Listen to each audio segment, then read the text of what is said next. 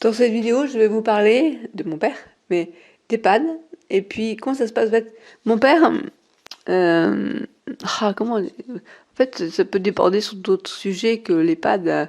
Mon père en maison de retraite. En fait, bon, là, je vous explique la situation, l'histoire. Mon père est en maison de retraite depuis 6 mois maintenant, ou 8 mois, je sais plus. Ouais, c'est ça à peu près. Non, moins. Depuis le mois de janvier 2019. Donc ça va bientôt faire. Bah ouais, attends, ça va bientôt faire un an. Ah ouais, quand même. Et, et en fait, euh, bon, mon père a eu un grave accident, il avait 56 ans. Il a eu un accident d'aile volante, de plane, et il a été donc traumatisé crânien. Il est resté 3 mois dans le coma. Il a eu plusieurs trépanations, enfin bon, bref. C'est un peu un miraculé. Et je dis ça pourquoi? Parce que là, actuellement, donc, il est en EHPAD, et dès qu'il voit une jeune femme, en l'occurrence là, une infirmière, il est tout émoustillé, tout content, tout voilà, ça y est, c'est grand amour. Il se rend pas compte qu'il a 85 ans et que la jeune femme qui drague, entre guillemets, elle a 20 ans, quoi. Et il dit tout feu, tout flamme. Il me fait penser à ce moment-là au film Maman des sources avec Jean de Florette, voilà. Où il était tout, c'est ce qu'on appelle aussi le transfert, peut-être. Je sais pas si vous connaissez. J'en parlerai du terme du transfert et du contre-transfert, qui peut exister dans la relation soignant-patient, mais aussi aider aidant. Et ça peut être troublant pour les gens qui le ressentent un jour. Moi, j'ai déjà ressenti 2 fois. Une fois, c'était avec une kiné. En fait, c'était au sortir des boules de cortisone que j'avais eu en 2007. Et en fait, je marchais plus du tout, j'étais pas bien du tout. Je me suis dit, qu'est-ce que va être mon avenir? Enfin, je me sentais très mal dans ma peau, quoi. Puis à ce moment-là, il y a cette jeune kiné qui sortait tout fait moulu de l'école de kiné et qui m'a remis sur pied. Et j'ai cru que quelque part, c'est un peu pas un miracle, mais pas loin, où je me disais, c'est grâce à elle que maintenant, je peux à nouveau marcher. J'avais pas de canne à l'époque. Et bon, après, avec le recul, je me suis sûre que c'était pas que grâce à elle, c'était la logique des choses. Mais ça m'a fait, voilà, j'ai fait un transfert positif sur elle.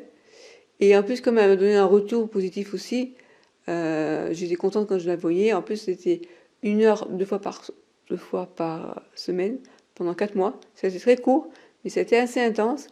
Et en fait, je parlais que d'elle. Ma mère elle me dit, qu'est-ce qui t'arrive? Tu sais, t'aurais pas parlé d'elle et tout. Je dis, bah ouais, mais attends, c'est Gila, cette fille.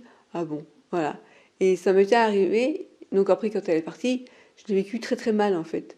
Comme vraiment, ouais, presque un chagrin d'amour, c'était bizarre, quoi. C'était très bizarre. Bref, donc du coup, je me dis, je peux ressentir ce que ressent mon père. Il était tout seul avec moi à la maison, à se faire chier, il faut dire un peu franchement. Il voyait personne, il était isolé.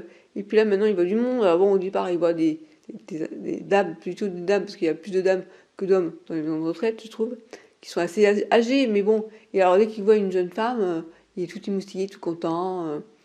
Et là, en l'occurrence, il s'est passé, c'est que d'après ce qu'on m'a dit, moi, j'étais pas là pour le savoir, mais je sais un peu comment ça se passe avec mon père. Il est très tactile. Il prend la main, il leur fait des bisous à la main, il est là, il dit, bah, bref, il est tout feu tout flamme, quoi. Mais bon, il n'est pas méchant, il sait pas des AFK, je veux dire, il va rien faire, hein, il est incapable. Bref, tout ça pour dire que il y a une jeune infirmière qui apparemment a eu peur, parce que je comprends, et qui est allée voir le directeur de l'établissement pour signaler ce qui s'était passé. Alors, ce qui s'est passé, c'est juste que il a dû l'emmerder un petit peu, quoi. Je sais pas comment expliquer ça. Et, et du coup, le directeur est allé voir mon père pour essayer de le recadrer. Et d'ailleurs, dans cette pathologie, là, c'est pas une pathologie, c'est un accident, traumatisme crânien. Là où ça a frappé pour lui, ça a touché la partie logique. Donc tout ce qui est émotionnel, il l'a encore. Tout ce qui est partie instinctive et émotionnelle, il l'a. Tout ce qui est partie logique et calcul mental, etc., il l'a plus. Donc il y a une désinhibition de sa part, en fait. Et je me souviens une fois quand on était allé voir ma neurologue, à la honte que j'avais eue, et elle lui demandait, dites-moi, parce qu'il faisait un bilan gériatrique, dites-moi cet objet, comment ça s'appelle? Alors elle lui demandait une agrafeuse, et puis alors silence complet, on attend enfin, est-ce qu'il va trouver le mot, qu'est-ce qu'il va dire? Puis à ce moment il fait, vous êtes bête. Oh, on se regarde, elle est là, la neurologue et moi, qu'est-ce qui sort? Puis il fait, non, non, vous êtes belle. Ah, la neurologue qui était sympa, elle était jeune, c'est vrai. Elle a dit, je préfère.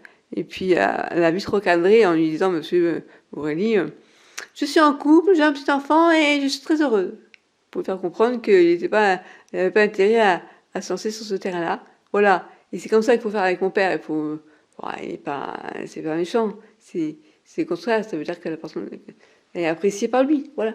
Bref, tout ça pour dire que il a eu des remontrances de la part du directeur et du coup, il est devenu tout dépressif. En fait, il paraît que le lendemain, ma tante, quand elle allait le voir, il s'était pas douché, il s'était mal habillé, il avait pas mis de t-shirt, mais directement un pull sur lui. Enfin, et personne n'était allé le voir. Je lui ai dit, mais attendez, c'est parce que ça se passe mal avec une infirmière, il n'y avait personne qui vient s'occuper de lui.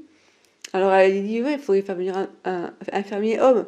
Ils en ont pas. Bon, au final, ce matin, j'ai rappelé ma tante et elle m'a dit, on est passé le voir, ça allait mieux. Ils ont fait venir un aide-soignant, en fait. Voilà. Maintenant, je dis, s'il terrorise toutes les infirmières, ça va pas. Bref. Donc il va falloir que j'aille le voir pour lui faire comprendre, essayer de faire comprendre que il faut qu'il se calme. Mais c'est pas simple, hein, parce que je le comprends aussi. Lui, son accident, il a eu lieu, il avait 56 ans, mais maintenant il a 85 ans. À l'époque, avec ma mère, ben, ouais, ça fait 30 ans qu'il faisait chambre à part. Alors, j'ai pas du tout envie de parler de ça parce que c'est quelque chose qui me dérange un peu. D'une part, parce que moi aussi, je vis le célibat. Et puis, parce que c'est quelque chose qui est dérangeant, c'est pas avec ses enfants qu'on parle de ça, quoi. Voilà, voilà. Donc, tout ça pour dire que euh, des fois, je me dis, c'est plus mon ressort. C'est pas à moi de gérer ça. C'est à la maison de retraite de gérer ça, pas à moi. Puis d'un côté, je vois que mon père il est en souffrance, quand il commence à déprimer à cause de ça. J'aurais envie de lui dire, calme-toi, papa, sors, enfin sors. Ouais, je me suis posé la question. Est-ce que ma mère elle a bien fait finalement d'être restée avec lui? Elle l'aimait encore, mais bon, c'était un peu réparé les beaux cassés. Je lui dis, ils étaient plus ou moins séparés au moment où ça s'est passé, l'accident.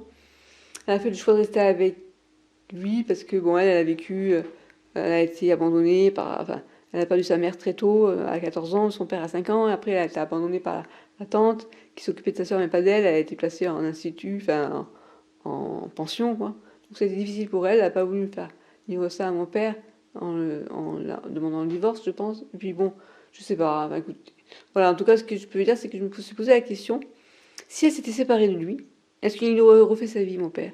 Est-ce que finalement ça ne lui aurait pas donné la chance de pouvoir refaire sa vie? Ou de rester avec une femme qui voulait plus de lui? En gros, hein, je résume. Et puis je me suis dit, comment je peux pas avec les si on refait Paris quoi, on peut pas savoir. Mais voilà, et c'est troublant en fait, ça me dérange un peu parce que j'aime pas voir les gens autour de moi qui souffrent quoi. Et là je vois bien qu'ils souffrent de ce manque de contact. Comme moi aussi je peux souffrir du manque de contact et moi je me dis j'ai 50 ans et il ne tient qu'à moi de me donner un coup de pied au cul pour me faire sortir. Même si en pratique c'est pas si simple. Voilà, voilà, donc voilà, c'est une petite réflexion que je voulais avoir à ce sujet. Voilà.